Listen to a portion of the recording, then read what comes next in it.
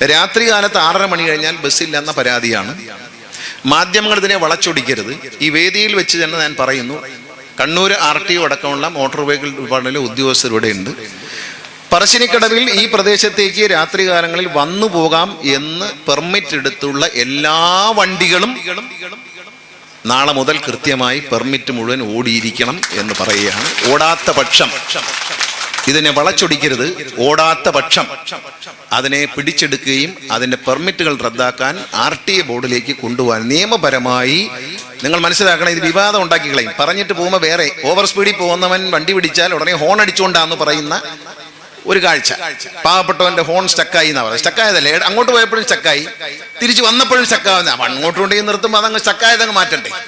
തിരിച്ചു പോകുമ്പോഴും സ്റ്റക്കാവുന്ന അസുഖം ഇത് പ്രചരിപ്പിക്കുമ്പോൾ ഒരു കാര്യം, കണ്ണിന് കാണുന്ന കാര്യം നമ്മുടെ കണ്ണിനെ തന്നെ പൊട്ടനാക്കിക്കൊണ്ട് നമ്മുടെ കണ്ണ് തന്നെ പൊട്ടിക്കിടക്കണം എന്ന് പോയി പീസ് അടിച്ചു പോയി കണ്ണിന്റെ എന്ന് അഭിനയിക്കരുത്. എന്റെ കണ്ണിൽ കണ്ട കാര്യം ഞാൻ കണ്ടെന്ന് തന്നെ പറയും.